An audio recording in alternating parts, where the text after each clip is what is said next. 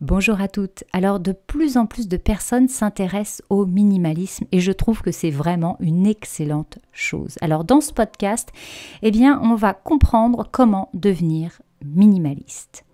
Moi, c'est Odjato, je suis hypnothérapeute. 2012, c'est l'année où tout a basculé. Minimalisme, zéro déchet, alimentation saine et développement personnel sont devenus les piliers de mon bien-être. J'aide maintenant les femmes à s'épanouir et à changer de vie. Revenir à l'essentiel, oser être soi. Alors, devenir minimaliste, être minimaliste, c'est choisir de simplifier sa vie. Voilà, c'est choisir de se délester du superflu pour vivre uniquement avec ce qui nous est essentiel. Et il faut bien comprendre que ce qui est essentiel pour moi n'est pas forcément ce qui est essentiel pour vous. La société nous pousse à consommer toujours plus. Et en fait, on remplit nos maisons, nos intérieurs, nos placards, de tout un tas de choses dont on n'a pas besoin. Être minimaliste, c'est arrêter de vouloir gagner de l'argent dans le seul but de pouvoir s'acheter de nouveaux objets. Voilà. Adopter un mode de vie minimaliste, en fait, c'est vraiment choisir de moins consommer, de vivre mieux avec moins de choses. Et ce qui va nous permettre de nous concentrer sur ce qui compte vraiment pour nous, sur ce qui est important pour nous. Et devenir minimaliste, ça va demander des étapes à franchir pour adopter ce nouveau mode de vie, cette nouvelle façon de vivre, de consommer, de voir les choses. Et c'est ce que je dis dans ma formation Changer de vie, ça va se faire par étapes, par paliers. Il faut y aller progressivement. Et la première chose, j'ai envie de dire, c'est déjà un état des lieux de sa vie actuelle. Forcément, on a été baigné depuis notre enfance dans une société de consommation.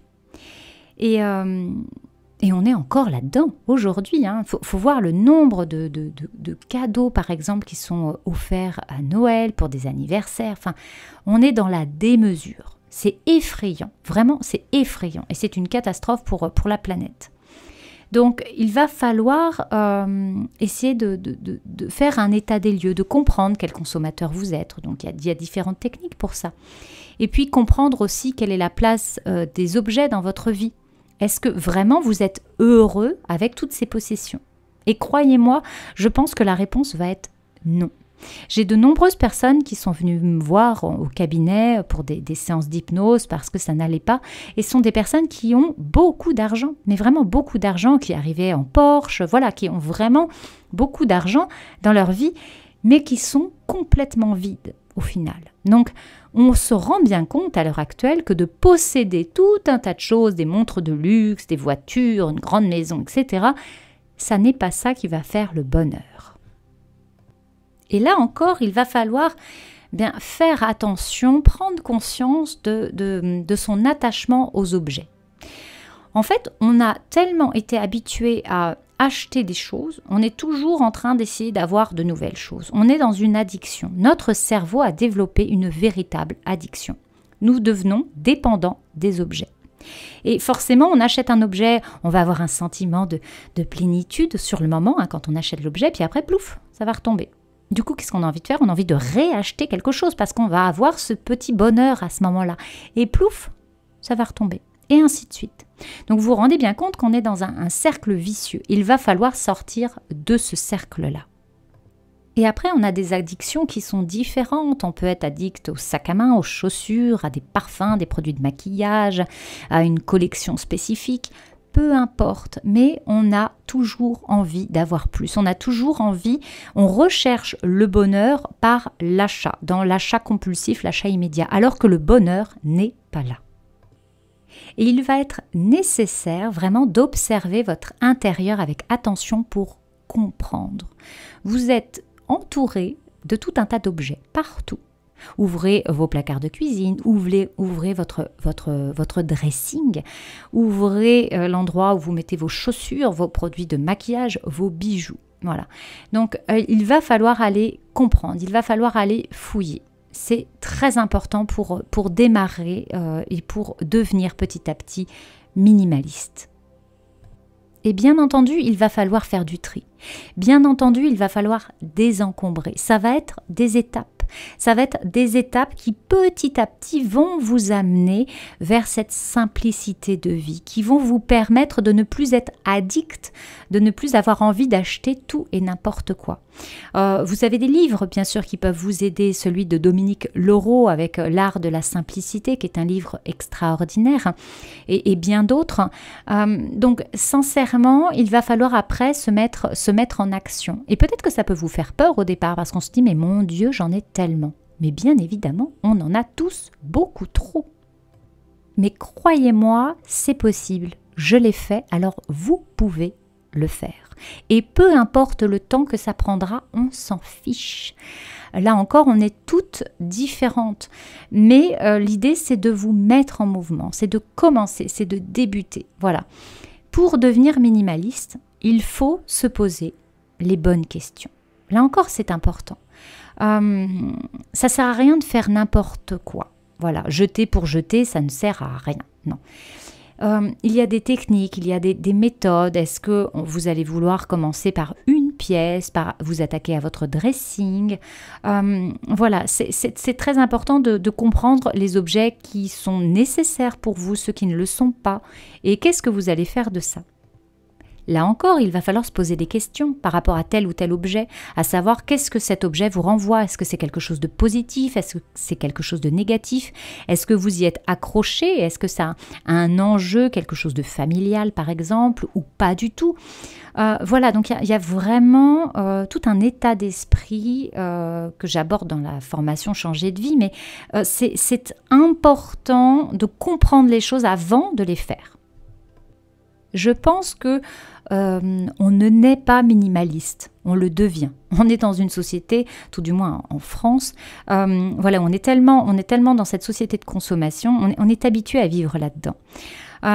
Et il va falloir donc petit à petit désencombrer l'intérieur, désencombrer vos placards.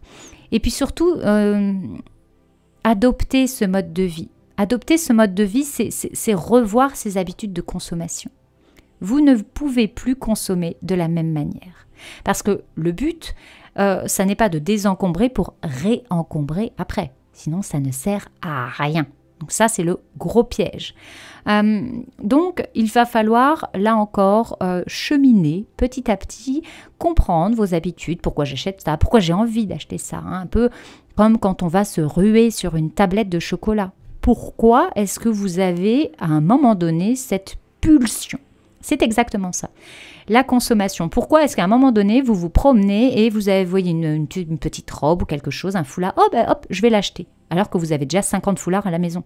Ça ne sert à rien. À part de dépenser votre argent dans des choses qui n'ont pas grand intérêt. Vous passez beaucoup de temps à travailler et vous allez dépenser votre argent dans des babioles, dans des futilités. Alors que non, au contraire, cet argent que vous avez gagné, vous pouvez l'optimiser, vous pouvez en faire quelque chose d'autre. Et il faut être flexible aussi parce que aller sur cette démarche du minimalisme, c'est vraiment un chemin qui va se faire petit à petit. Voilà. Il va falloir réinstaller des choses durablement. Donc, c'est un peu une course d'endurance. Hein. Ce n'est pas un sprint, à moins que vous ayez envie de tout bazarder d'un coup et de partir avec votre sac à dos, ce qui est une possibilité aussi. Mais la plupart du temps, on va faire des erreurs, on va se tromper, on va comprendre des choses sur soi. Une vie simple, aller vers une vie plus simple, eh bien ça permet, en se débarrassant de tous ces objets superflus, ça nous permet d'apprendre à nous connaître en profondeur. Et croyez-moi, faire le tri chez soi, eh bien ça donne envie de vivre différemment, mais dans tous les autres domaines de la vie, que ce soit au travail, avec ses amis, dans les activités, la famille, vous allez avoir envie d'épurer. Vous allez avoir envie d'authenticité, d'avoir du temps, de libérer du temps, de passer des moments de qualité avec les gens que vous aimez. Ça ne sert à rien d'avoir 100 copains. Non, mieux vaut en avoir que quelques-uns et d'avoir des vrais moments de partage. Donc, Comment devenir minimaliste? Eh bien, ça va se faire par paliers, ça va se faire par étapes, par prise de conscience, par désencombrement. Là encore, il y a des techniques pour vous aider à désencombrer.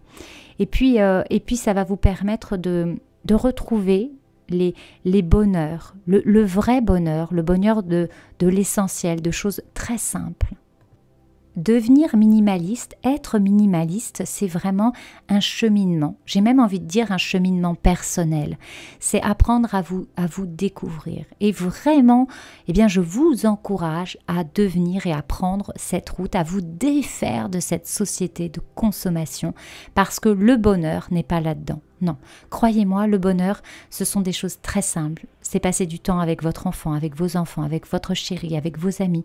C'est passer du temps dans la nature. C'est passer du temps à observer, à être dans un état méditatif, un état de tranquillité, de paix intérieure. Donc, je vous encourage encore une fois à découvrir et à vous mettre en chemin dans ce mode de vie qui est tout simplement extraordinaire.